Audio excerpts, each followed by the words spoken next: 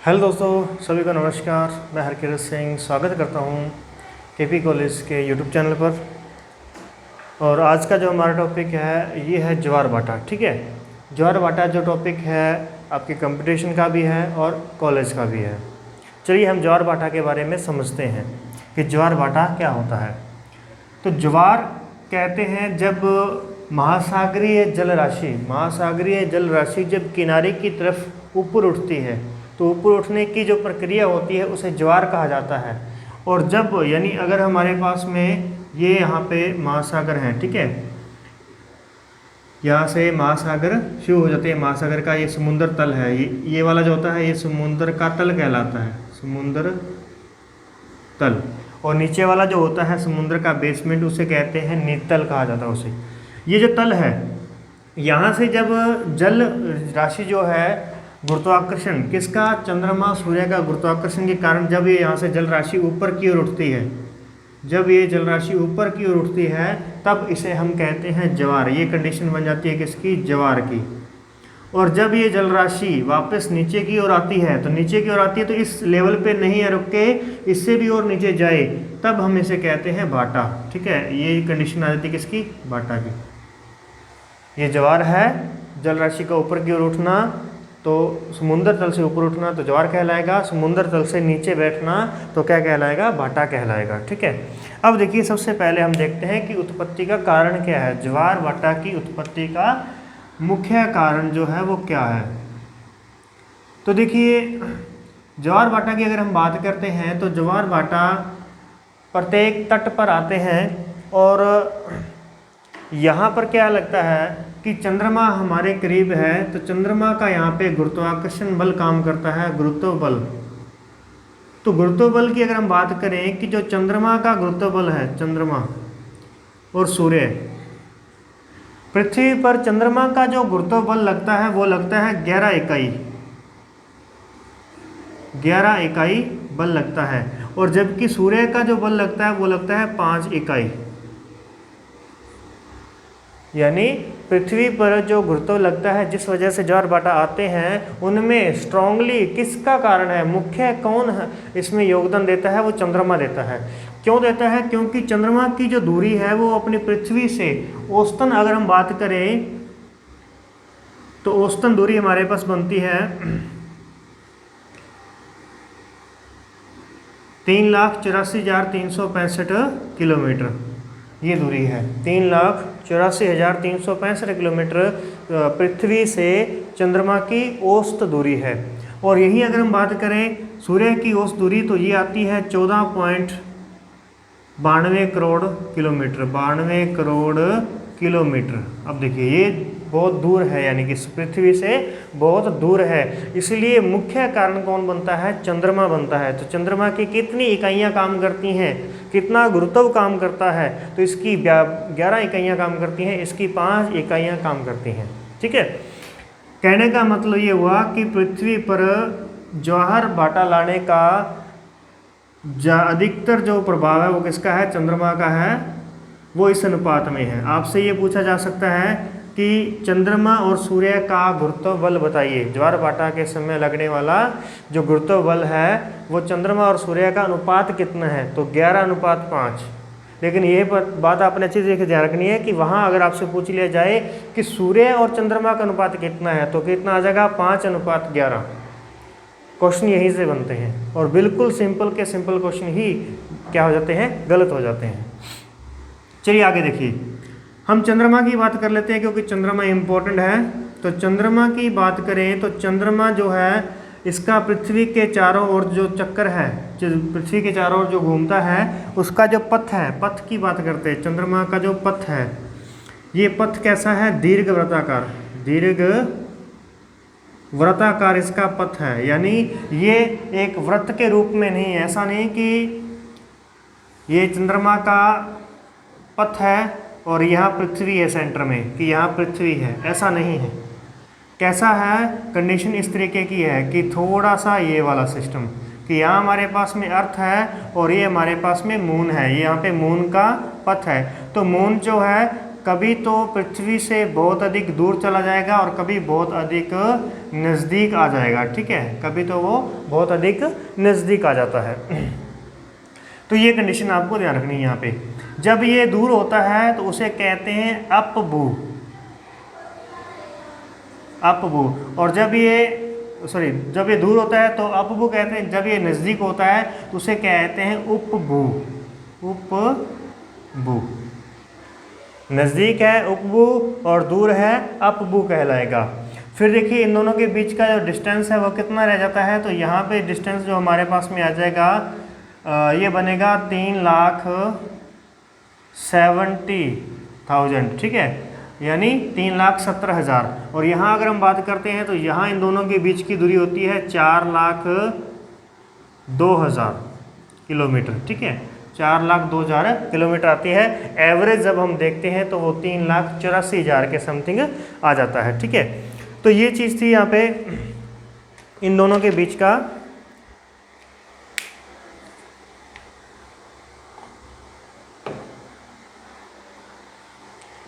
इसी के साथ में देखिए जरा, ये जो कंडीशन है 3,70,000 की, अब ये अपने को देखना है कि ये कब बनती है। तो ये बनती है पूर्णिमा के समय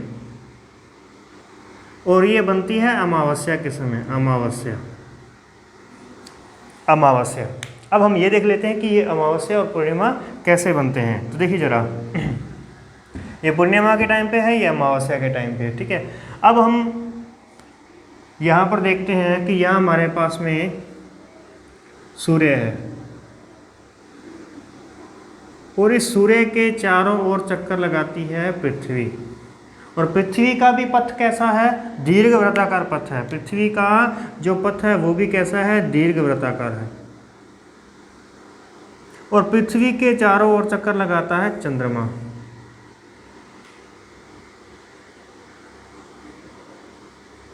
ठीक है, ये होगी कंडीशन। ये इस प्रकार से अपन देखते हैं ये वाला। अब पृथ्वी के चारों चक्कर लगाएगा, ये ये रोटेशन का इसका तरीका है। और पृथ्वी का भी रोटेशन जो है वो भी इस प्रकार का ही है, पश्चिम से पूर्व की ओर रोटेशन होता है।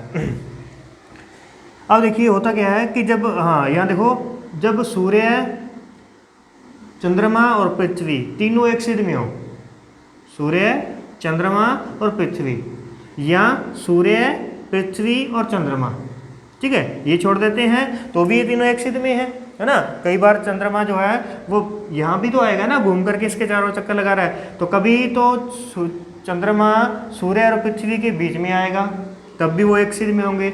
और अगर वो पृथ्वी सूर्य और चंद्रमा के बीच में आ जाती है तब भी वो तीनों एक सिद्ध में रहेंगे। तो जब ये तीनों एक सिद्ध में होते हैं तो उसे कहते हैं सिज्जगी। सिज्जगी, सिज्जगी कब होती है, ये अमावस्या और पूर्णिमा को होती है, अमावस्या और पूर्णिमा को होती है सिज्जगी। अब अमावस्या और पूर्णिमा को सिज्जगी होती है, यानी कि कहने का मतलब अमावस्या और पूर्णिमा कब होती है, जब तीनों एक सिद्ध में होंगे। अब तीनों एक सिद्ध में होंगे तो उसमें से एक कंडीशन तो पूर्णिमा की होगी और एक कंडीशन अमावस्या की होगी।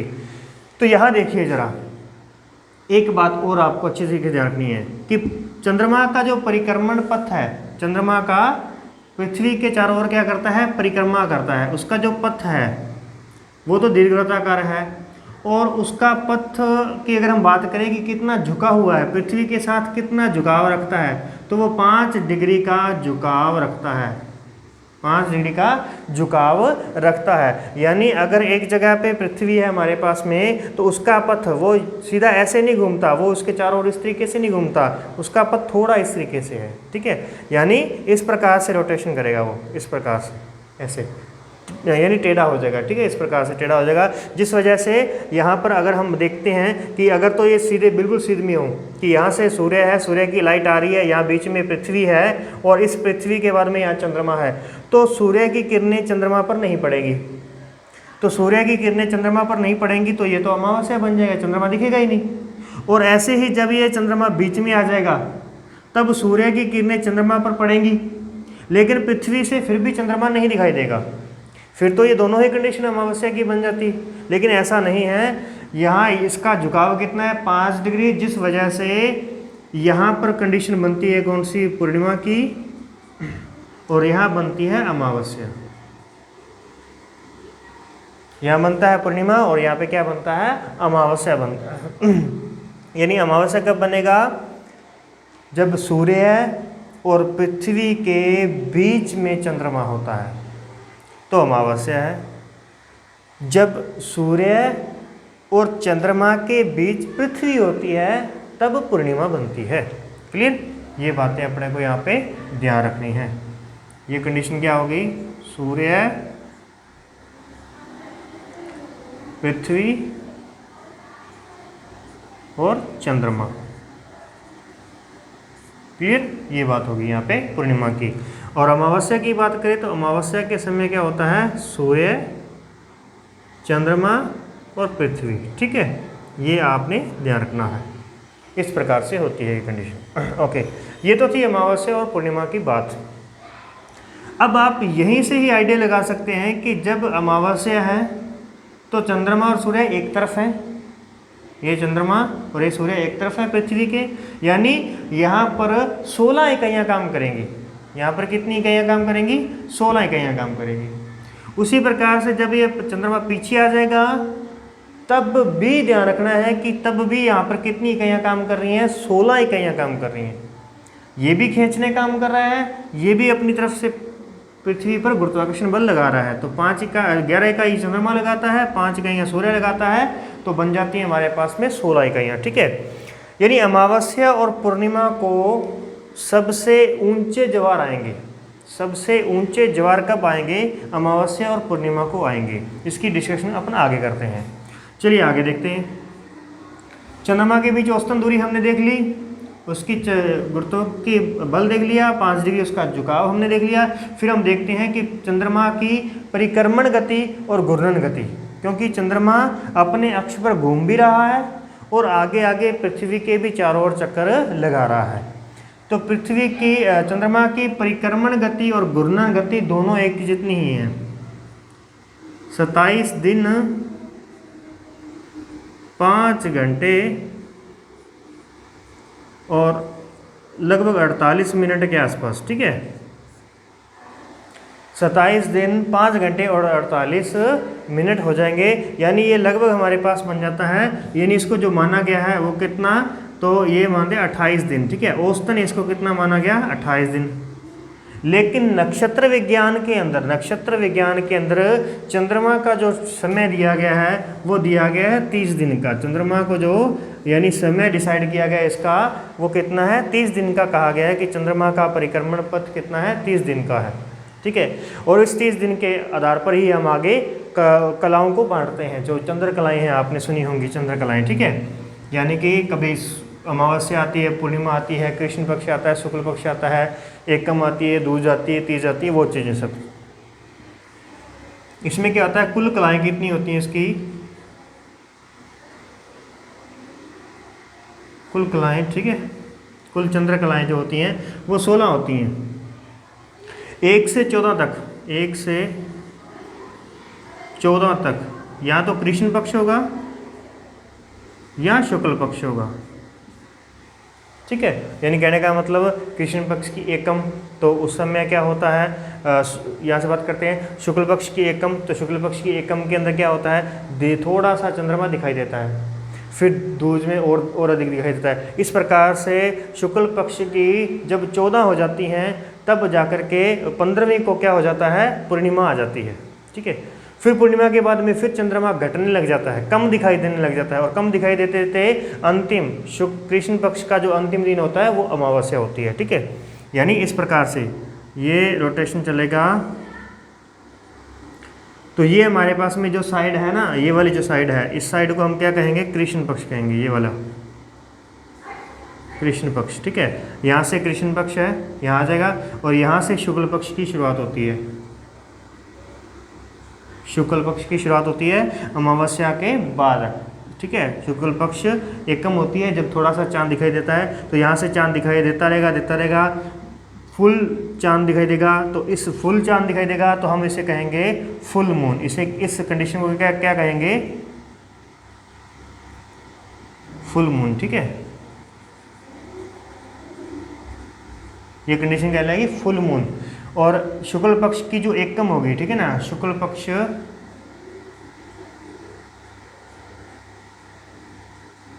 पक्ष की जो एकम है, एकम, उसे हम कहेंगे न्यू मून, न्यू मून, ठीक है। नया चांद निकल रहा है, अमावस्या को बिल्कुल ब्लैक, और उसके जस्ट अगले दिन क्या हो जाएगा, शुक्ल पक्ष की एकम आ जाएगी और क्या आ जाएगा, न्यू मून आ जाएगा, ठीक है। न्यू मून, उसके बाद में फुल मून, फुल मून के बाद में फिर से घटना शुरू हो जाएगा, घटना शुरू हो जाएगा तो यहाँ पर आकर के अमावस्या आ जाएगी, ठीक है। तो ये कुछ पॉइंट हैं जो अच्छे तरीके से ध्यान रखने हैं। ये तो हैं याद रखने वाले पॉइंट।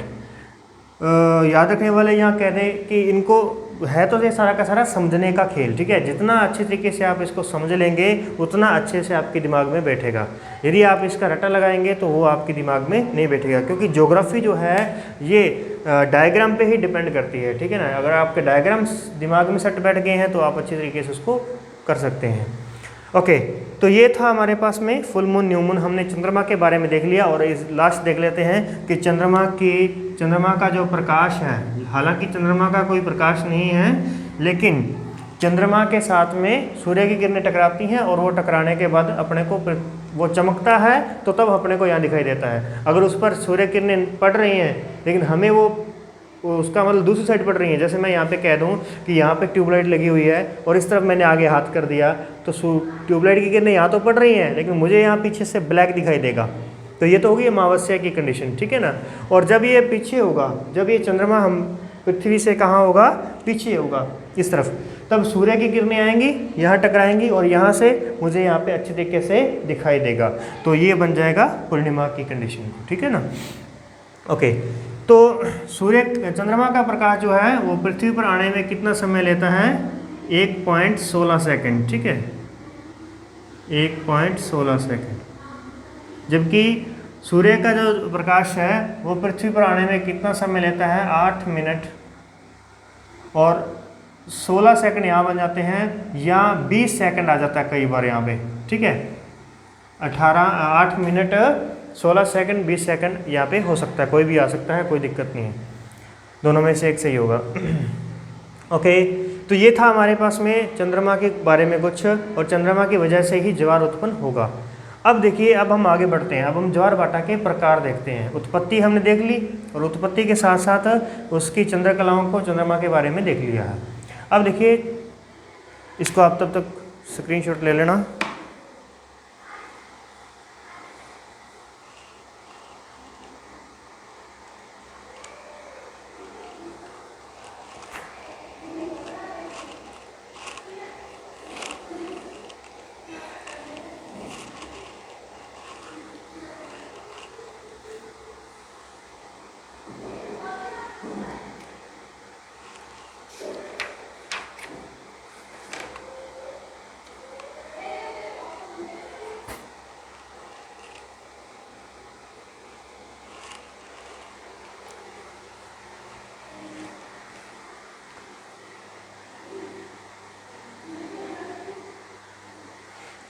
ठीक है, रेडी है, आगे बढ़ते हैं।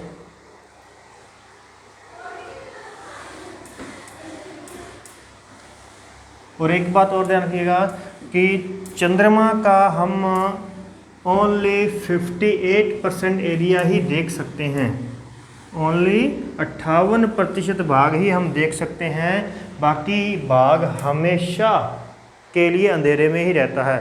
बाकी पूरा का पूरा जो पार्ट है वो अंधेरे में रहता है। ऐसा क्या कारण है, देखो, पृथ्वी रोटेट कर रही है, चंद्रमा अपने अक्ष पे घूर्णन भी कर रहा है और परिक्रमा भी कर रहा है, ठीक है।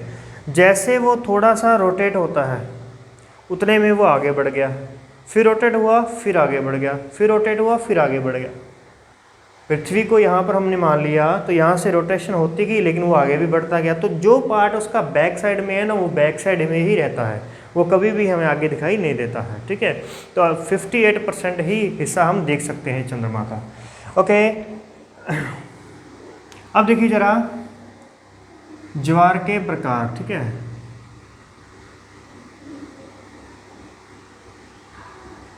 ज्वार के प्रकार, पहले एक हम देखते हैं सामान्य ज्वार। सामान्य ज्वार। अब ये जो सामान्य ज्वार होगा वो किस प्रकार से होगा। अब आपको मेनली एक बात तो पता चल गई है कि पृथ्वी पर जो सबसे ज़्यादा इफेक्ट डालेगा वो कौन डालेगा, चंद्रमा, ठीक है ना।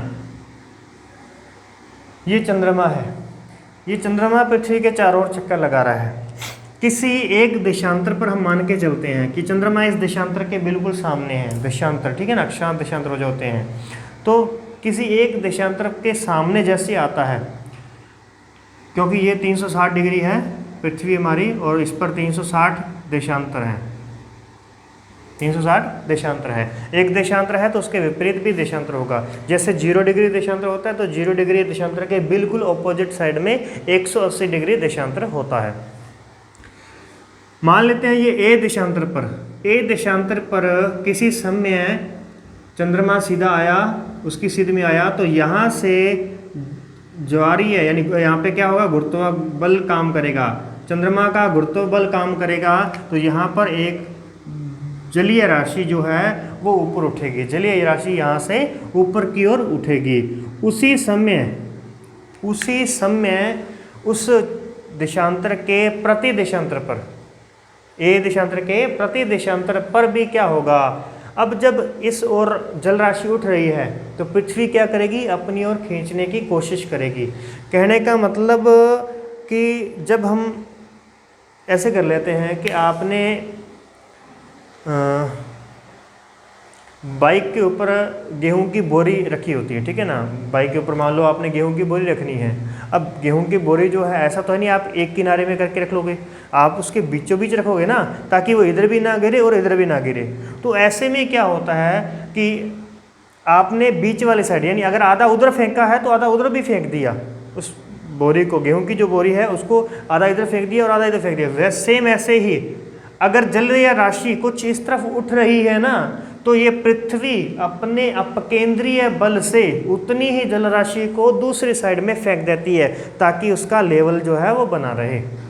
क्लियर है ना, ये चीज़ ध्यान रखनी है। यानी किसी ए देशांतर के विपरीत प्रति देशांतर पर भी उतनी ही तेजी से, उतनी ही ऊंचाई का ज्वार आएगा। तो इसका मतलब क्या हुआ कि चंद्रमा तो इस देशांतर ए देशांतर के सामने आया तो यहाँ पर ज्वार आया। अब जब दोबारा यहाँ पर चंद्रमा यहाँ आएगा, ठीक है ना, वहाँ जाने के बाद अब यहाँ पे आएगा।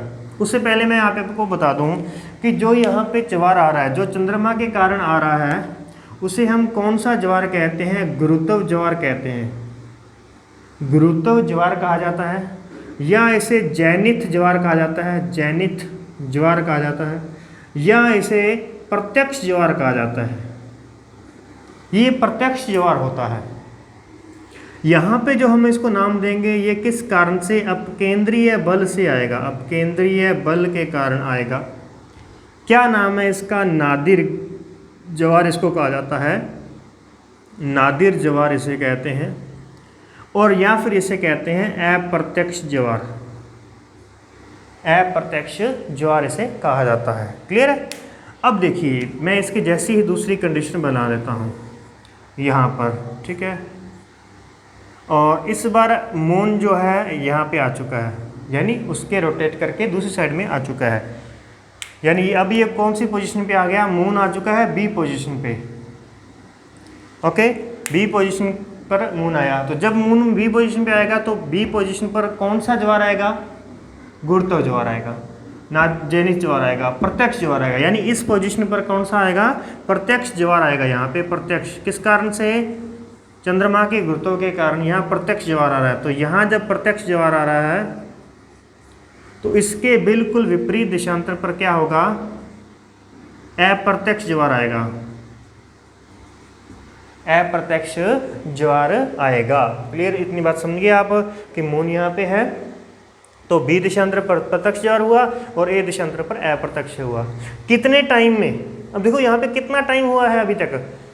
चंद्रमा को अगर हम बात कर दें, पृथ्वी का पूरा चक्कर लगाना है तो लगेंगे उसको 30 दिन, ठीक है। जबकि पृथ्वी जो है रोटेट करती है, अपनी जगह पे रोटेट करती है, और चांद जो है वो कितने टाइम बाद फिर से दोबारा दिखाई देता है, तो लगभग 24 घंटे का एक दिन है, तो 24 घंटे बाद दोबारा फिर आ जाता है ना। तो ये 24 घंटे का सर्कल है एक पूरा का पूरा। तो आधा सर्कल कितने का हुआ? 12 घंटे का। आधा सर्कल कितना हुआ? 12 घंटे। यहाँ से लेकर के चंद्रमा यहाँ तक आया, कितना टाइम लगा? 12 घंटे का टाइम यहाँ पे लगा, यानी आधा दिन हुआ। और फिर दोबारा से फिर चंद्रमा यहाँ जाएगा, जब दोबारा यहाँ जाएगा तो टोटल टाइम कितना हो जाएगा? 24 घंटे। इसका मतलब 24 घंटे में कितने ज्वार आए? 2 ज्वार आए। 24 घंटे में कितने ज्वार आए? हम ज्वार की बात करें फिलहाल। 24 घंटे में कितने आए? 2 आए। लेकिन एक बात थोड़ी सी और ध्यान रखना, जब चंद्रमा यहाँ से चल कर के वापस इसी पोजीशन पर जब आएगा, सॉरी चंद्रमा नहीं, चंद्रमा से पहले तो क्या चलेगा? पृथ्वी चलेगी। पृथ्वी का ए देशांतर है, पृथ्वी का ए देशांतर है चंद्रमा के बिल्कुल सामने। ये ए देशांतर इस तरीके से रोटेट करेगा, ये पृथ्वी रोटेट करती रहेगी, ए देशांतर यहाँ से होकर के फिर दोबारा यहाँ आएगा। जब तक ए देशांतर उसी अपनी पोजीशन पे आएगा तब तक चंद्रमा थोड़ा सा आगे निकल गया होगा। अब इस बात को अच्छी तरीके से समझ लेना कि जैसे यहाँ से इस प्रकार से रोटेशन करके दोबारा मैं उस जगह पे पहुँच रहा हूँ, तो तब तक वो भी तो चल रहा है ना, वो भी तो अपने पथ पर क्या कर रहा है? गमन कर रहा है, वो भी अपनी परिक्रमा कर रहा है। इसकी परिक्रमा जारी है, चंद्रमा की परिक्रमा जारी है, पृथ्वी का रोटेशन जारी है अपनी जगह पे। तो पृथ्वी जब यहाँ पे घूम रही थी, पृथ्वी ने अपने अक्ष पर एक चक्कर पूरा कर लिया 24 घंटे के अंदर। तो 24 घंटे में जब उसने चक्कर पूरा किया, यानी ए देशांतर यहाँ पे था, पुनः यहाँ आ गया कितने टाइम में? 24 घंटे में। तब तक ये महाशय जो हैं वो आगे चले गए। अब जब ये महाशय आगे चले गए हैं तो इस ए देशांतर को उसकी सीध में आना पड़ेगा, फिर ही दोबारा वहाँ पे ज्वार आएगा ना। ए देशांतर पर तो तभी ज्वार आएगा जब वो चंद्रमा के सामने होगा। तो इसको चंद्रमा के सामने जाना पड़ेगा। तो जैसे ही इसको चंद्रमा के सामने आना है, तब तक कितने समय का विलंब हो जाएगा? 52 मिनट का विलंब हो जाएगा, यानी 52 मिनट अधिक लग जाएंगे इस ए देशांतर को एक चक्कर पूरा करके चंद्रमा के दोबारा सामने आने में। तो ये कंडीशन है कि 24 घंटे 52 मिनट के अंदर कितने ज्वार आए? 2 ज्वार आए।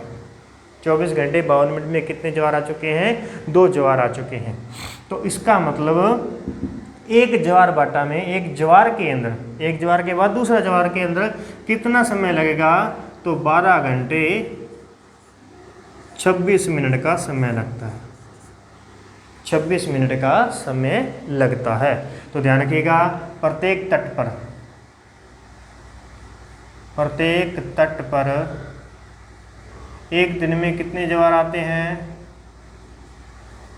2 ज्वार बाटा आते हैं।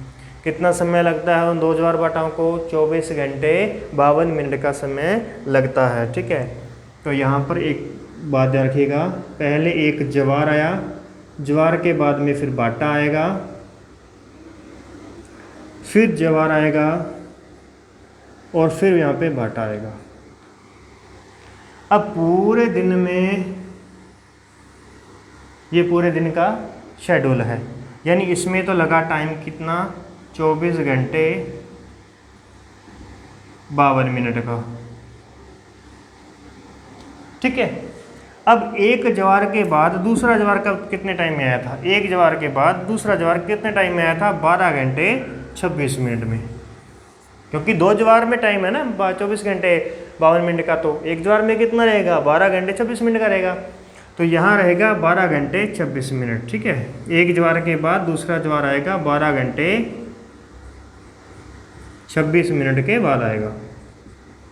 ओके, और अगर हम बात कर लें कि एक ज्वार के बाद कितने समय बाद बाटा आएगा, बाटा की बात कर रहे हैं, अगले ज्वार की नहीं बात कर रहे हैं, हम बाटा की बात कर रहे हैं। तो एक ज्वार के बाद बाटा आने में कितना समय लगता है? तो 6 घंटे 13 मिनट। अब इन तीनों बातों को अच्छी तरीके से याद रख लेना कि प्रत्येक तट पर कितने ज्वार बाटा आते हैं? 2 ज्वार बाटा आते हैं। कितना समय लगता है? 24 घंटे 52 मिनट। एक दो ज्वार के बीच कितना समय लगता है, दो ज्वारों में कितना समय लगता है 24 घंटे 52 मिनट, लेकिन दो ज्वारों के बीच कितना समय लगता है 12 घंटे 26 मिनट का, या कितना अंतराल होता है, ठीक है।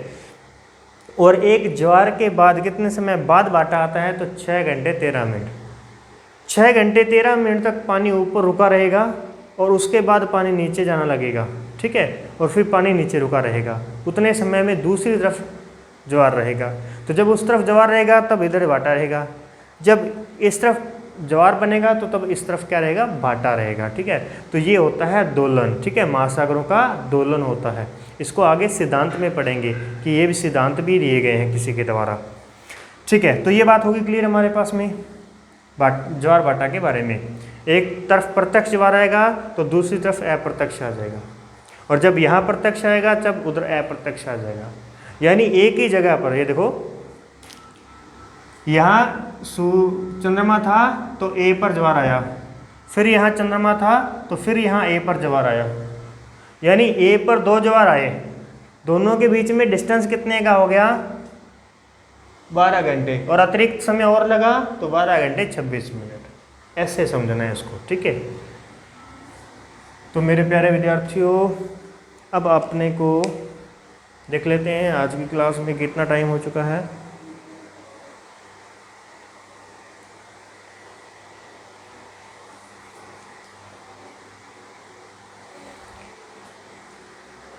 तो इसके बाद देखिए, ये था सामान्य ज्वार। तो थोड़ा सा मैं आपको और बता देता हूँ, लास्ट 2 पॉइंट हैं। सामान्य ज्वार के बाद में दूसरा प्रकार हम देखते हैं ज्वार का, तो वो आएगा दीर्घ ज्वार, ठीक है।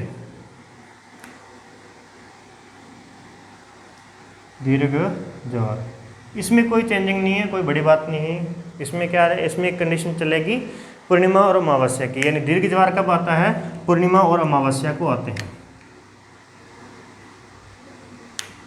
पूर्णिमा और अमावस्या के दिन कौन से ज्वार आते हैं, दीर्घ ज्वार आते हैं। यानी सामान्य, मान लो सामान्य दिन 10 मीटर ऊंचा ज्वार गया, 10 मीटर ऊंचा ज्वार गया, तो पूर्णिमा और अमावस्या के दिन कितना हो जाएगा, 20% अधिक ऊंचा जाएगा। कहने का मतलब 12 मीटर जाएगा, ठीक है। यहाँ पे आप 10 का 20% निकाल लेना, 10 का 20% कितना आएगा 2, तो यानी कि 2 मीटर और ऊंचा जाएगा, 12 मीटर ऊंचा जाएगा। इसी प्रकार से होता है लघु ज्वार, ठीक है। ये हो गया दीर्घ ज्वार, और एक होगा लघु ज्वार। लघु ज्वार, अब लघु ज्वार के समय क्या होगा कि यहाँ तो 10 मीटर का ज्वार आया था, तो दीर्घ ज्वार में 20% अधिक ऊंचा आया, और लघु ज्वार के दिन क्या होगा 20% नीचे ज्वार आएगा, ठीक है। 20% नीचे ज्वार आएगा, यानी वो थोड़ा कम दूरी पर रह जाएगा। कहने का मतलब वो 8 मीटर ही ऊंचा रह जाएगा। कितना रह जाएगा ये, 8 मीटर ऊंचा ही आएगा। सामान्य आता है 10 मीटर, पूर्णिमा अमावस्या को आएगा 12 मीटर, और लघु ज्वार के समय आ जाएगा 8 मीटर। तो दीर्घ ज्वार की कंडीशन कब बनी, पूर्णिमा और अमावस्या को बनी। तो फिर लघु ज्वार की कंडीशन कब बनेगी, तो लघु ज्वार की जो कंडीशन है वो ये है, देखिए जरा,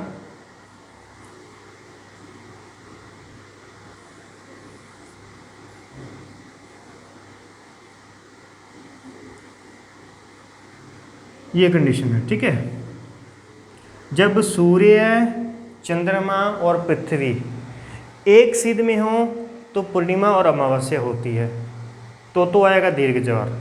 जब सूर्य, चंद्रमा और पृथ्वी समकोण पर हो, कहाँ पर हो, समकोण, ये देखो 90 डिग्री का कोण बन रहा है, तब क्या आएगा, लघु ज्वार। ये कौन सी स्थिति है, लघु ज्वार की। लेकिन ये लघु ज्वार आता कब है, यानी ये स्थिति बनती कब है, तो ये बनती है कृष्ण पक्ष की 7वीं या 8वीं को, ये ऊपर वाली स्थिति, और नीचे वाली स्थिति बनती है शुक्ल पक्ष की 7वीं या 8वीं को। कहने का मतलब यदि शुक्ल पक्ष की 7वीं को लघु ज्वार आया तो कृष्ण पक्ष की 8वीं को लघु ज्वार आएगा, और यदि कृष्ण पक्ष की 8वीं को लघु ज्वार आया तो शुक्ल पक्ष की 7वीं को लघु ज्वार आएगा। बस ये इसी में ध्यान रखना होता है, ठीक है ना। तो यही कंडीशन होती है। सामान्य ज्वार कब आते हैं? 24 घंटे में 2, 24 घंटे 52 मिनट में 2 आते हैं, 12 घंटे 26 मिनट में 1 आता है। दीर्घ ज्वार कब आते हैं? पूर्णिमा और अमावस्या को। कितने क्या डिफरेंस होता है? 20% अधिक ऊंचे होते हैं। लघु ज्वार कब आते हैं? कृष्ण और शुक्ल पक्ष की 7वीं 8वीं को आते हैं। और क्या डिस्टेंस होता है? 20% नीचे जाते हैं ज्वार, ये नीच ज्वार कहलाते हैं। ओके दोस्तों, तो इतनी कंडीशन हमारे पास में हो चुकी है। इस प्रकार से डायग्राम के थ्रू ही पढ़ें तो आपको समझ में आएगा, और इसी तरीके से साथ में जुड़े रहिए, तब जा कर के अपन इसको आने वाले एग्ज़ाम्स को क्रैक कर सकते हैं। ठीक है, तो ठीक है, बेस्ट ऑफ लक, मिलते हैं नेक्स्ट क्लास के अंदर।